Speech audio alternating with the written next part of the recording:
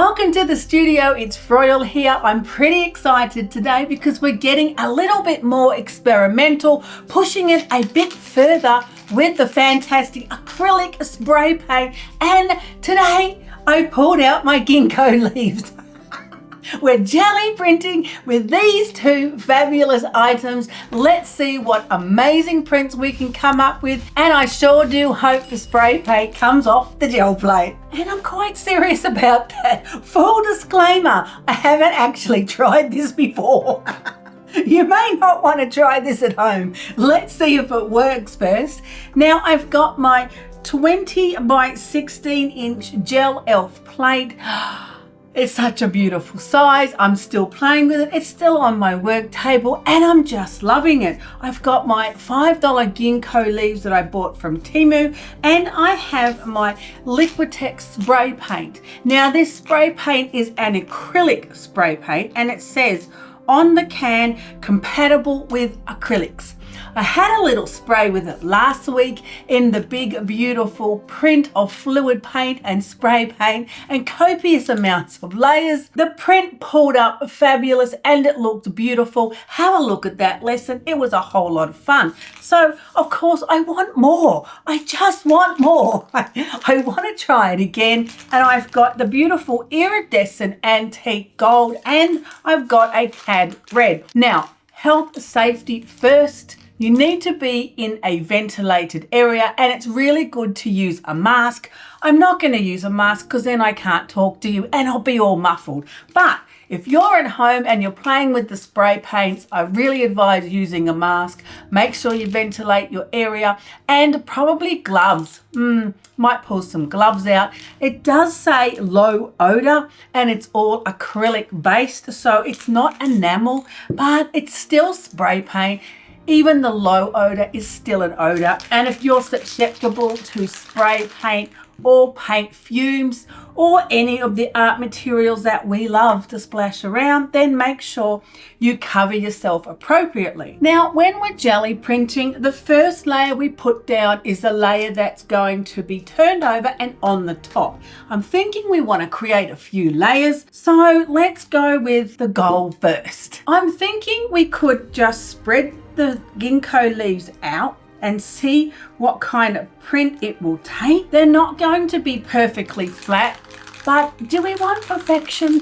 No, we just want a beautiful work of art. And I'm really hoping that this spray paint is gonna come off the plate. Let's go with some gold first. Gold is always the best. And then we're going to add some red.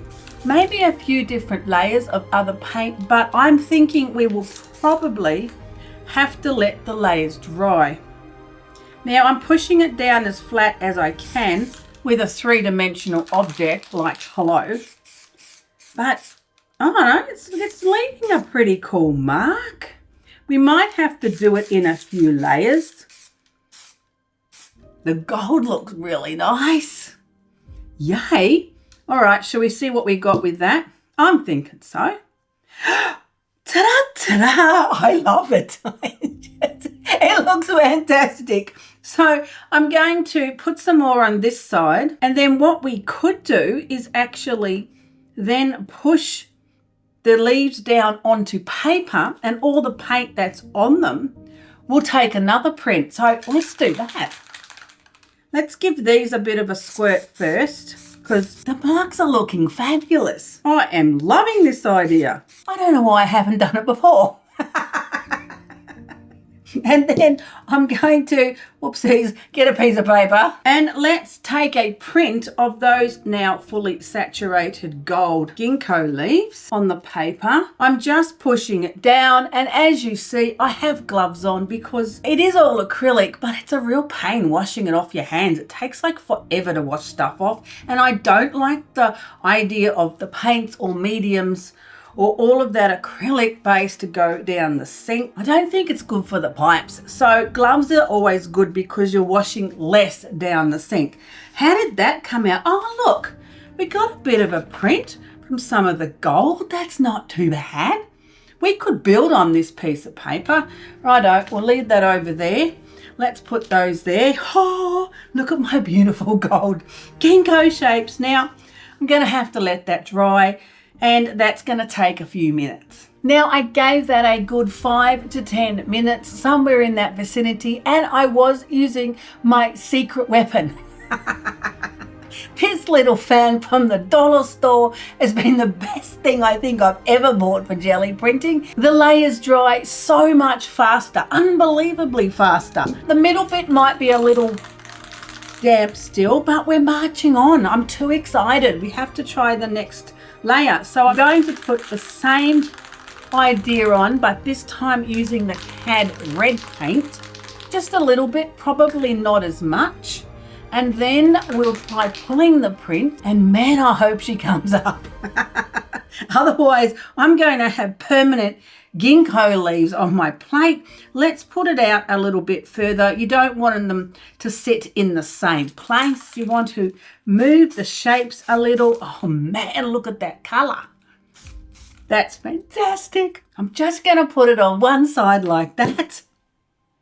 Yay! And then we'll let this dry again, and then I'm just going to pull this print and see how it comes up, and then we might try it again, maybe with some stencils. I do love my ginkgo leaves, but there's so many more ideas to try. So now that the red's dry, I'm going to add a little pyrrole orange and a little quin magenta, add that to a few different places, and then I think I'm going to pull the print with something else. I just wanted to add a little bit of these colors in a kind of mixed blend layer on the plate, and then I'll pull it with, not sure yet, but I'll put this layer on just to mix up a little bit of different colors on the plate, some different texture, and then I'll pull it with something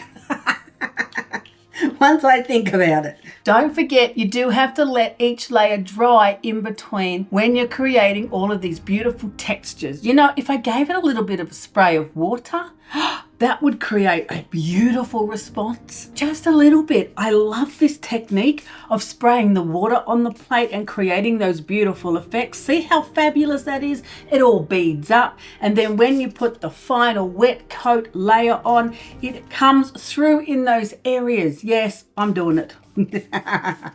Maybe even just around the edges more, perhaps a little in the middle, and you know, it's just going to take a little bit longer to dry this time. So I let that layer completely dry. You have to let it completely dry.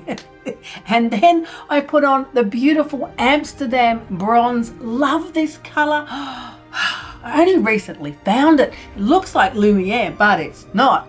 Amsterdam in bronze, gorgeous, covered the plate, and put on my wet strength tissue because it's the largest piece of paper that I have. Plus, it's really, really strong. So if I have any hope of pulling up all those layers, wet strength tissue is what I need. Of course, now you have to wait for this layer to completely dry, which is not that long with my fabulous little helper sitting on my desk. And then I pulled it up, and look how amazing the print looks. So much better than I expected because it pulled off the plate so clean and so easy. Look, there's not even any spray paint left on the plate. I am amazed. I really did think that there would be some more stuck on it, but it didn't stick. It didn't stick. The print looks amazing. Look how fabulous the spray paint looks in amongst all the other layers. You can even see some of my splashy texture. I love doing that so much. So of course I'm a little excited now. The spray paint didn't stick. All the other layers of paint came off the plate. Let's do it again. You can't do these things once. You have to at least do them twice. So this time I thought I'd start by putting some masks down first in some circle shapes, because then when I put the fabulous ginkgo leaves on and spray them, it'll just make another layer of shape and texture, and I'm loving this idea. This time I used the gold spray and the red spray actually at the same time. Yeah, I wasn't waiting for any more of those layers to dry. It's all happening now, baby. It's on the plate. The spray paint's on, and then when I'm finished spraying the ginkgo leaves, I pull them off and then I pull off all the masks. So look at the incredible shapes I have now that's on the plate. What are we going to do with that? Well, you know we're going to have to do something. So I went and pulled out one of the little mandalas. Now these shapes and masks and mandalas are from PM Artist Studio. Absolutely fabulous. Check them out. They are the best. I put the mandala on the plate, rolled on some beautiful red violet straight over the top. I just wanted to create a pattern within the circle shapes of my fabulous print. It worked really, really well. And then I pulled out some of the Dina Wakley acrylic spray paint. Loving this as well. Sprayed that on. This does bead up a lot more on the gel plate than the actual spray paint, but it's a lot of fun. You push it around. It creates those beautiful watery textures. And actually what I found was if you sit back a bit and spray it a little bit further away and mist it onto the plate, that was more successful than being really close and spraying it thick, because then that just beaded into a watery mark and kind of falls away. So light misting. I also pulled out my favorite bronze shimmer, put a little bit of shimmery bronze mist over the shapes as well.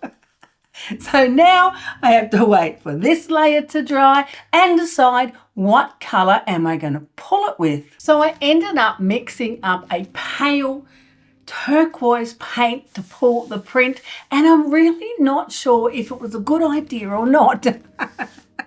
I guess we're all going to find out, because it's nice and dry now, and let's see if that colour is going to work. Usually I tend to stick with the warmer colours to pull the print if I've got warm colours on the plate, but I wanted to do something a little different. I put a little bit of silver in with the pale turquoise mix. It was Arctic blue with a little bit of muted turquoise, tiny bit of silver. Look, it's coming off the plate. Absolutely fabulous. Can't believe how well these spray paints work. But I don't know about the colour that I've chosen to pull it with. I wanted to try something different. Little bit of paint stuck there from my mandalas because it was a little thick, the red violet that I put on. Not to worry, you got to try these things. And it's just caught a little on the edge. There we go. Ta-da, ta-da. What do you think? Yeah, I don't know about that colour.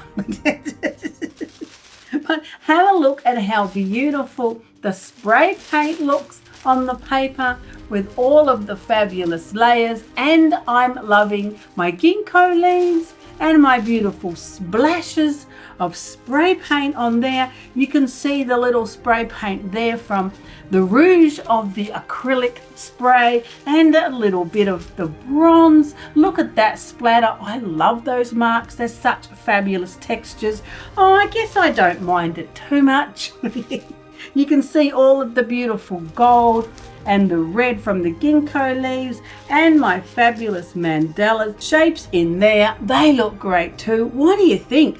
I'm absolutely amazed at how well this spray paint works, how quick and easy it pulls up off the plate. Look, there's none of it left. The only bits left are the paint from the mandalas because that was a little thick. All the spray paint came up. Now remember, I'm using Liquitex acrylic spray paint. It's not an enamel spray paint. Haven't been brave enough to try that yet, but the prints have worked beautiful. What do you think? This one and this one, both of them was a bit of fun, a little bit of an experiment, and I'm loving these techniques. So thanks for joining me today. I hope you were inspired. Don't be afraid to pull out things that you've got in the cupboard and try them on the gel plate, because you don't know until you try what amazing techniques and prints you can create. Don't forget to check, there's more information in the description under the video if you want to know what the materials I was using or where to find these fabulous stencils and masks, and I'll see you next time in the studio.